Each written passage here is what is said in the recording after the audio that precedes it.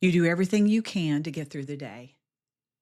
And when the weight gets too heavy, you reach for something to take the edge off. The extra plate of food when you're not even hungry, the glass of wine that turned into two, the scrolling, the busyness, anything to feel something other than this pain. And none of it works, not really. The ache is always still there when the quiet comes back. Welcome back to the Grief Mentor podcast, and this is your host, Teresa Davis. Today, I want to talk to you about why things that you keep reaching for never bring the comfort you're aching for, and the real reason the comfort never comes. Before we get into today's episode, I want to share something that's very close to my heart. Over the years, I've talked with hundreds of grieving moms who tell me the same thing. My life feels chaotic. My thoughts and my emotions are chaotic, and I don't know how to make sense of any of this. That's exactly why I created Calming the Chaos. This new self-paced program includes 10 lessons, more than 3 hours of teaching, and 3 companion workbooks designed to help you navigate the guilt, the fear, the doubt, the identity shifts, and the uncertainty of life that often comes with child loss. My hope is that it will help you take a deep breath, feel less alone, and find steady ground beneath your feet again. You can find all that information in my show notes. If you're grieving the death of your child and you want the steps that lead to believing with confidence that life is still worth living, then you're in the right place. Hello, I'm Teresa, a grief mentor. That's been where you are, and I teach grieving moms like you how to navigate life after child loss. If you're ready to take a step of courage and build a solid foundation to live with hope and purpose, then I'm here to teach you how. Are you ready for what God has for you? Then I'm ready to teach you. So let's talk about comfort. What is that for you? When the weight of it gets too much, what do you reach for? Maybe it's food. Maybe it's that glass of wine or two. Maybe it's something harder. Maybe it's staying busy. Maybe it's working more hours so that you aren't home. Maybe it's numbing yourself with social media. Maybe it's something that I haven't even mentioned. What is it for you? I want you to name it because that's important. Whatever it is, you reach for it because it helps. For a minute, it may take the edge off, but that comfort doesn't last, does it? And the ache always comes back. So today, I want to sit with you in that ache for a few moments. When I was a little girl, I used to watch my dad plow the garden. We literally lived off the land. We had 4 gardens, and he had a blade on the back of his tractor that I would watch him as he would drive that plow through the dirt, turning it over, digging down deep. Because the soil that had been sitting on the top of the ground, weathered by life, beaten down by the sun and the wind and the harshness of the winter, we didn't plant in that. He would use that plow to dig down underneath, and he would turn up the fresh dirt. Just talking about it right now brings those memories back. I could literally almost smell that fresh dirt. It was the soil underneath that could still support growth. That's where we planted those potatoes, deep down in that fresh, turned over soil. I didn't know it then, but I was watching a picture of what grief does in us. Grief unearths the soil that's been sitting on top of our lives, and it digs down all the way to the foundation that we've built our life on.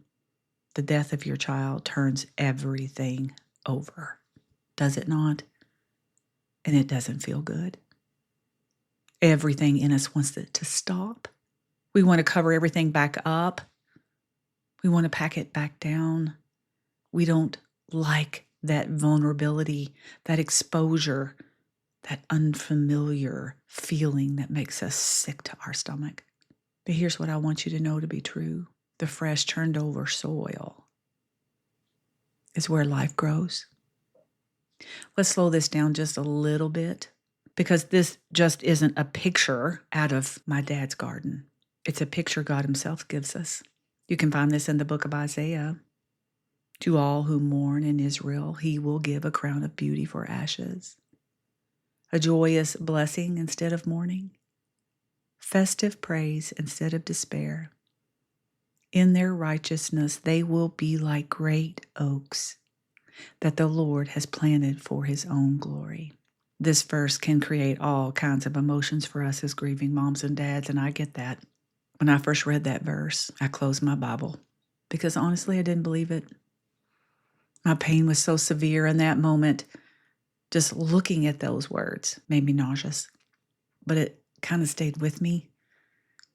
And so what I decided to do was to write out those words on an index card and tape it to the bottom of my computer so that I could see it every day. And I looked at it as a promise. You see, great oaks are planted by the Lord. Let's think about that for a minute. What kind of soil does a mighty oak grow in? A mighty oak has deep roots. That's what makes it mighty. That's what lets it stand through the storms that would otherwise take anything else down. But how does an oak get its roots down deep? The drought is what sends those roots deep. And what is the drought for a grieving mom and dad? It's the waiting. That time of your grief that feels like it lasts forever,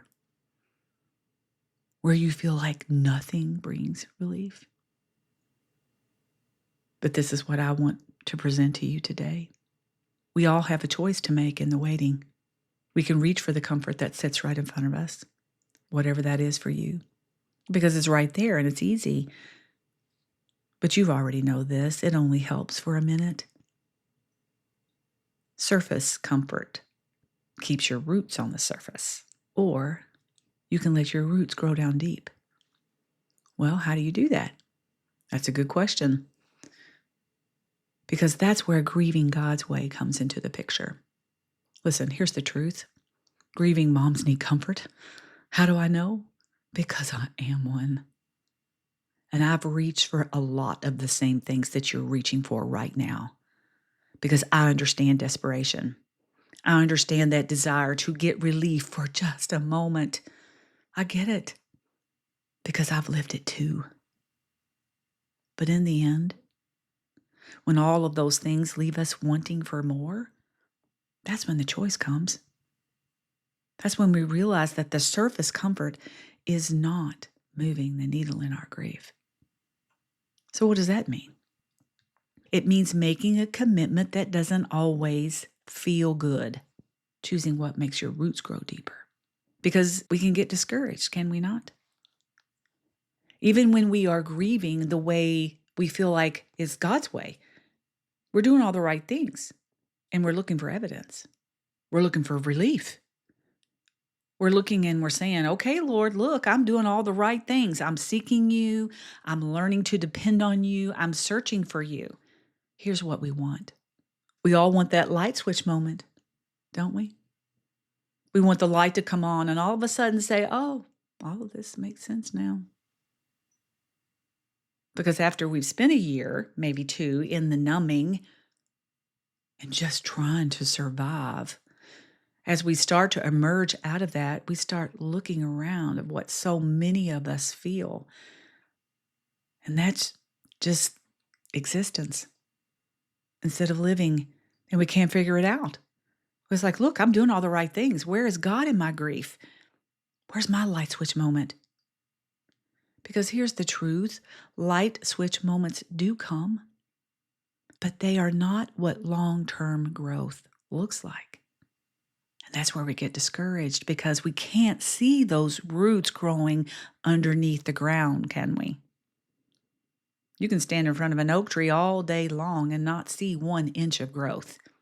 But you can make a mark on that tree and come back a year later and see growth that was happening right before your eyes that you could not see in the moment. An oak tree is not made in a season, friend. It is growing down where you cannot see it, slow and deep and sure. And that is what God is doing in that turned over soil of your grief. You won't see it in the day to day, but He's growing something in you with the roots that go down deep, something that storms cannot take away.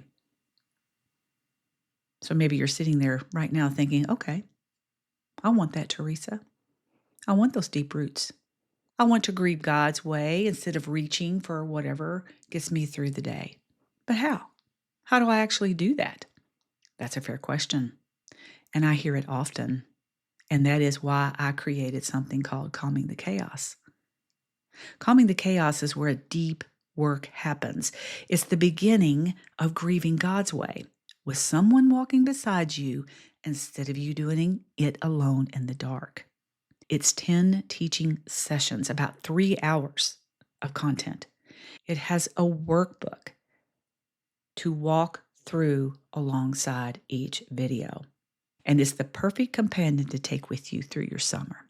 You can go at your own pace, take your time, absorb it, let it settle in where the roots can grow deep. Here's what we'll walk through together. First, we're going to unearth what is behind your guilt, fear, and doubt.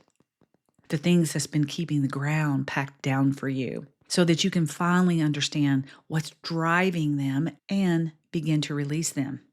Then we walk through the identity shifts because the death of your child changes who you are. You look in the mirror and you don't recognize that woman looking back. We sit in that together. We make sense of who you are becoming so you're not afraid of her. And then we begin learning to live again. Not pretending it didn't happen, not leaving your child behind, but learning how to truly live instead of just existing. Learning to breathe again in a life that doesn't feel familiar. If something in you is ready to stop reaching for the surface, to make that commitment, to let your roots grow down deep, that's what this is for. That's why I created it. Just for you. You can find that link in my show notes or on my website at thegriefmentor.com. Now, I want to leave you with this. This is a verse that I come back to often. And it uses the same picture that we've been sitting in all day, the soil, the seed, the waiting. Listen to it slowly. Those who plant in tears will harvest shouts of joy. They weep as they go to plant their seed, but they sing as they return with the harvest. Did you hear that? The tears that you're crying right now, they're being seen by your Heavenly Father. He's collecting those tears in His bottle. He sees your broken heart, and He is so close to you right now. Those tears are allowing your grief to be expressed.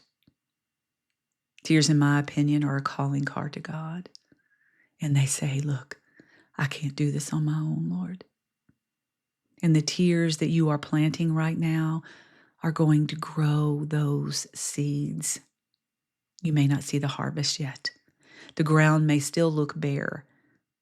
But when you make the decision to depend on Him, to search for Him, to wait for Him, my dear friend, that is when the roots will grow deep. How do I know? Because I've walked this path. I've cried the same tears that you're crying. And because of His faithfulness,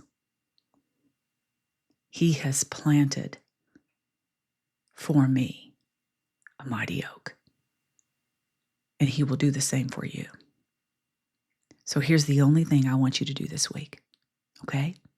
The next time the ache comes and you feel yourself reaching for the surface things, I want you to just pause, and remember that you are not without support. You see, this is important. I need you to hear this. The habits that we lean into when we're grieving can have a real impact on how this thing turns out. It's okay to desire comfort. It's okay to have that comfort satisfied in healthy ways. But if your heart needs more, that is what it means to grieve God's way. That's what it means to let someone help you do this hard work of grief. Because here's the truth, and I know because I am a grieving mom, we simply cannot do this by ourselves.